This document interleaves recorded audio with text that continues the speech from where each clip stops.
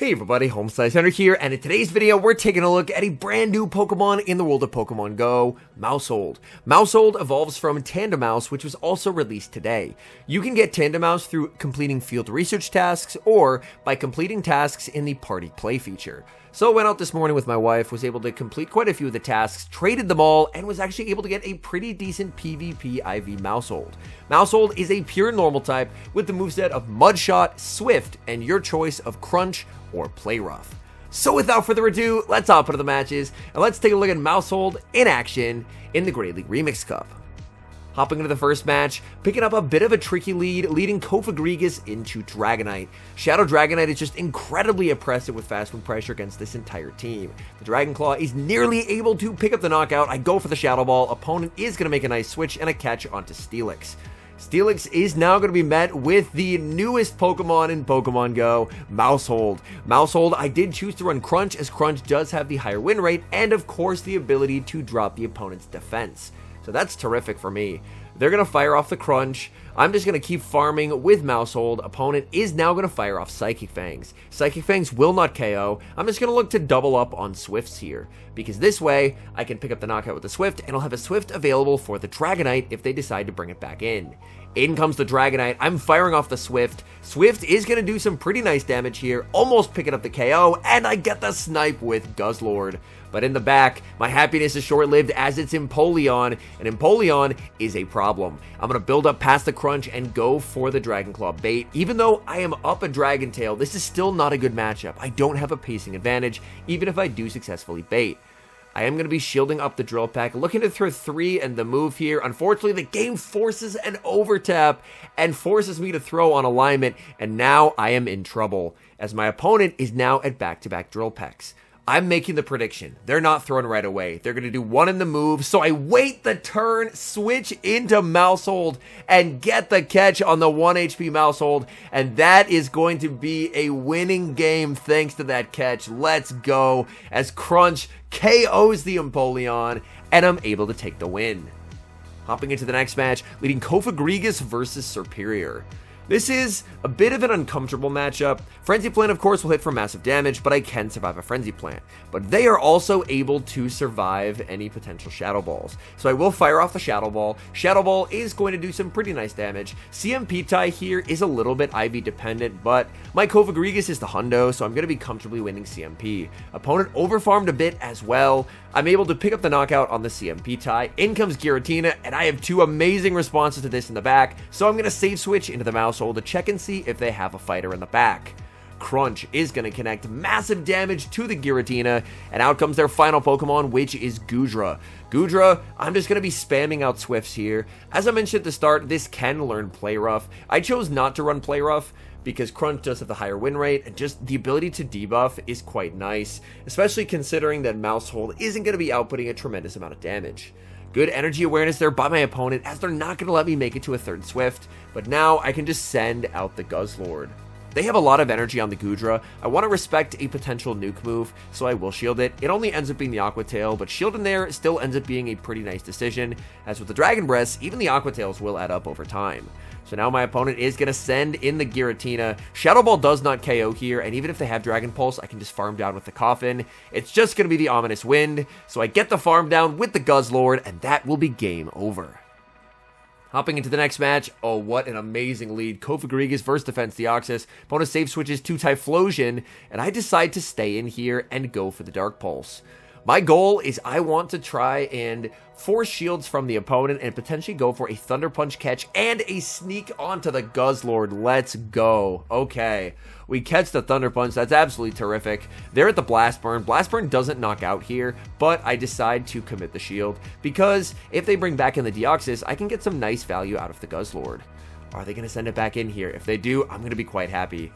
And they do send in the Deoxys. Oh, this is amazing. I'm now going to fire off the Crunch. Crunch does massive damage to the Deoxys. Defense drops as well. So now I think a Dragon Claw might actually knock out. So I'll fire off the Dragon Claw. Dragon Claw, they live on 1 HP. but disaster strikes. It's Carbink in the back, and this is a situation where having Play Rough would be helpful, because I could at least hit for neutral.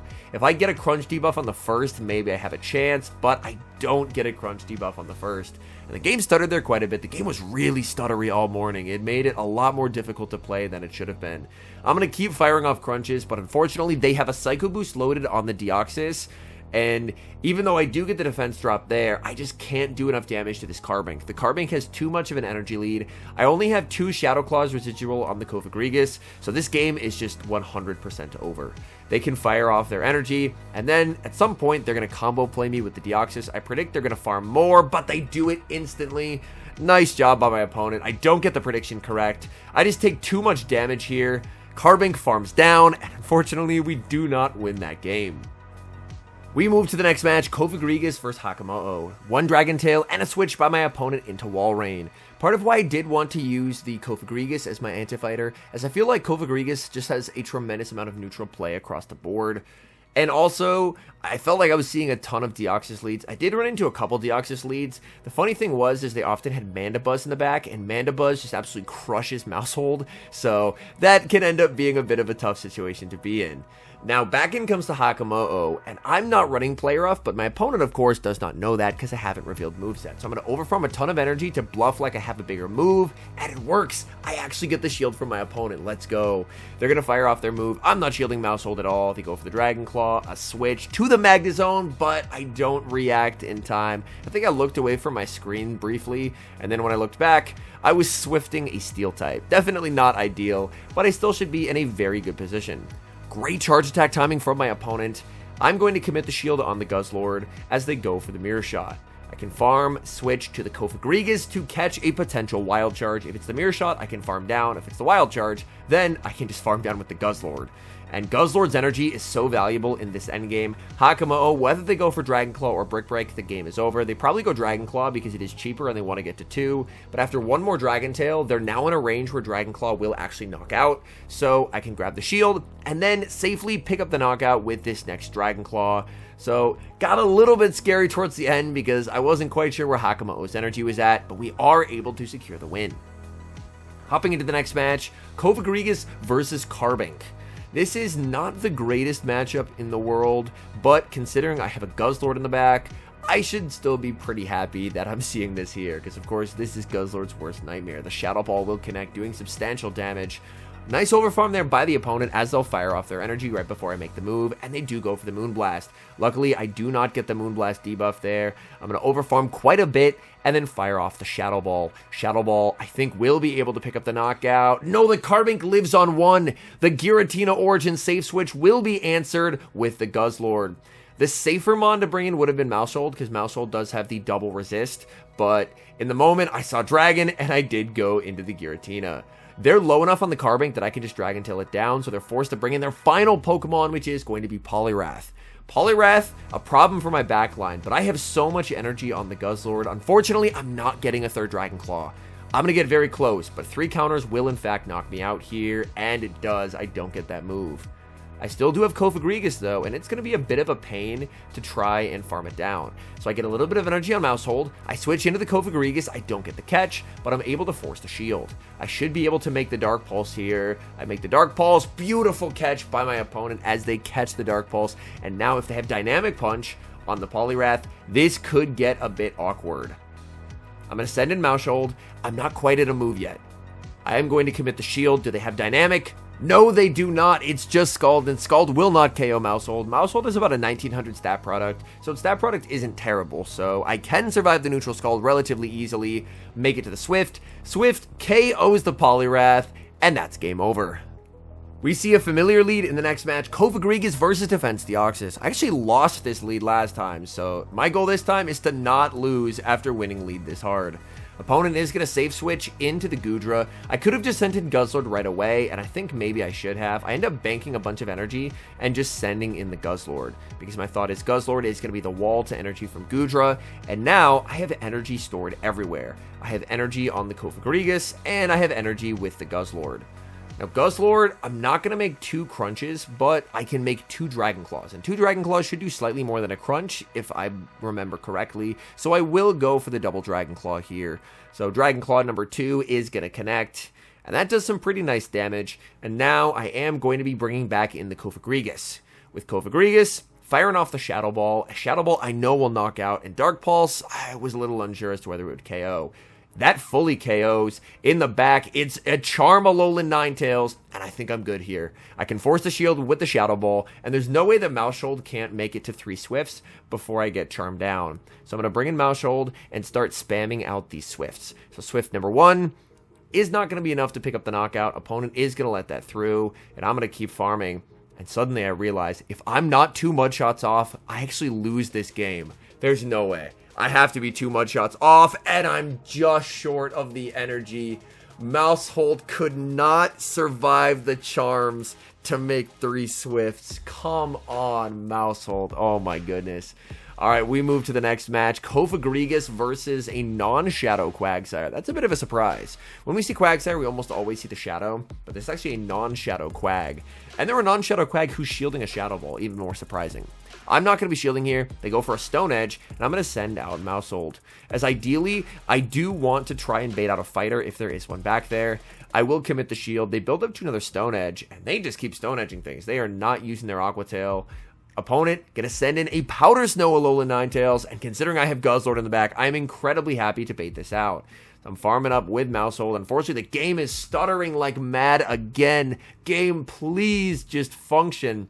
I'm pretty sure that's just a CMP tie, and they should be right at their energy. So they should just be at 5, so I can do 4 and go for the CMP tie here. But somehow there was a 6th Powder Snow in there that I just didn't see. Shout out to the game not working. We absolutely love to see it. I'm going to bank 2 Swifts, send in the Cofagrigus, and get a nice farm down.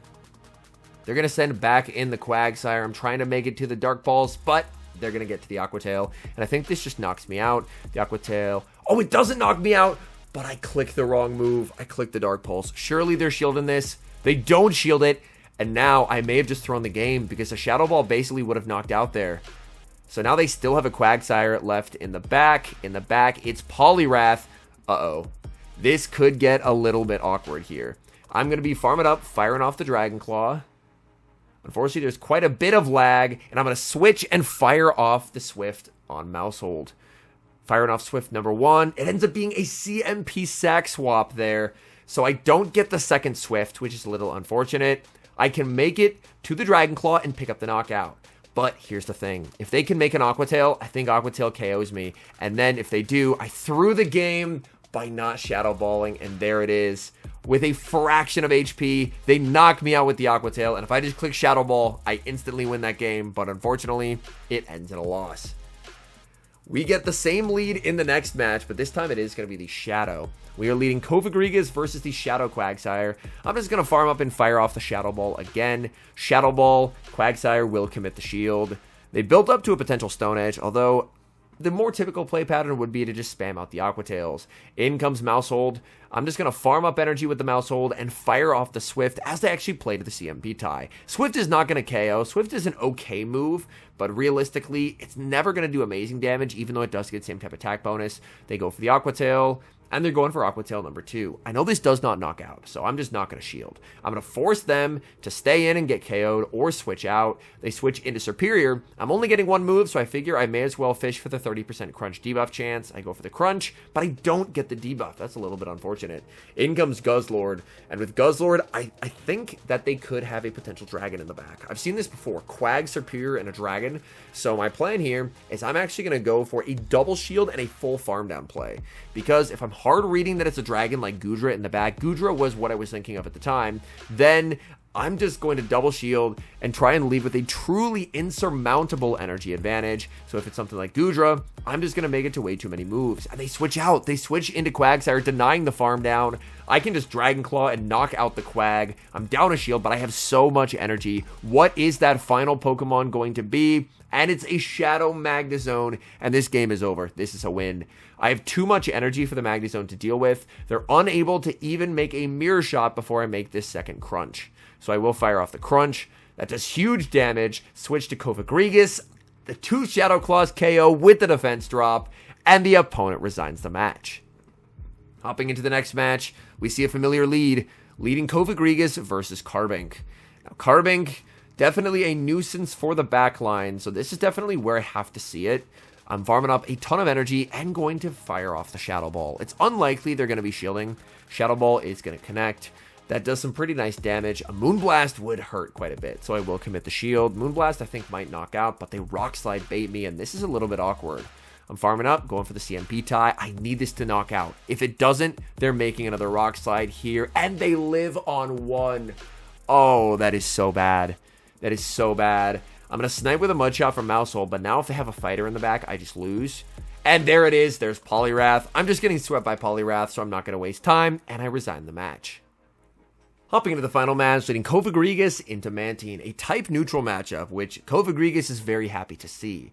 Unfortunately, with 2 Bonds weak to counter on the back, I'm going to have to switch out here eventually, and with MAUSHOLD having Mud Shot, it's never going to be able to farm down the Mantine, so it's a little bit awkward to switch that in, but that's what I'm going to have to do. Water Pulse will connect. I'm going to bank some energy and send in MAUSHOLD. Opponent is going to try for a Swift Catch onto Shadow Steelix, but I'm able to hold on to my energy and still connect with this Crunch on good charge attack timing. The Crunch, unfortunately, will not get the debuff, but you know what? There's more where that came from. I'm fishing for another debuff again, and this time I do get the debuff. That is awesome. They're short of an Earthquake. A Crunch won't KO, so I am getting a no-shield here.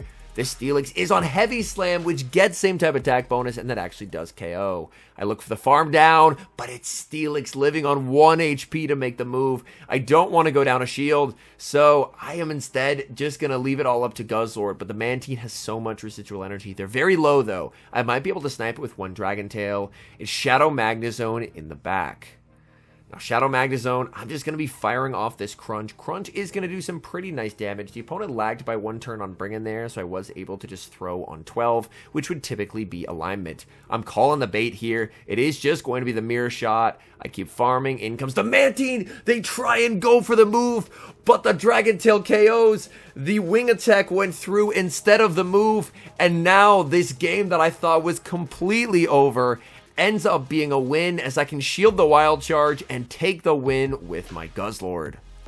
All in all, while I did have quite a bit of fun running MAUSHOLD, it's definitely not a meta-relevant Pokemon. I know that in the main series, it can learn some moves that aren't in Pokemon Go currently, like Population Bomb, that could potentially help it out in the future. Its current moveset isn't terrible, I would say, like Mud Shot, Swift, and then your choice of Crunch or Play Rough isn't bad, but there's just a lot of really good normal types right now that do what it does better. Like, even if you want a normal type with Mud Shot, Gradient is just strictly going to outperform it in a lot of situations, and Lickitung and Vigoroth are incredibly good in this niche as well. So, MAUSHOLD overall just feels okay as a Pokemon, and that leaves it feeling extremely underwhelming considering we have some incredibly good normal types so far. So it's definitely one worth grabbing during the event and potentially looking to trade to see if you can get good PvP IVs, because as we know, move updates can happen and things can change quite a bit. So I think it's one that's definitely worth holding on to because it has a decent stat product and we've seen normal types succeed in the past. It would just need a little bit of moveset love to do so. Anyways, thank you guys so much for watching. If you're enjoying the content, make sure to leave a like and subscribe to the channel if you haven't. And a special thank you as always to our members here on YouTube. The support you guys provide is sincerely appreciated. So thank you guys oh so very much. And until next time, I've been HomeSliceHenry.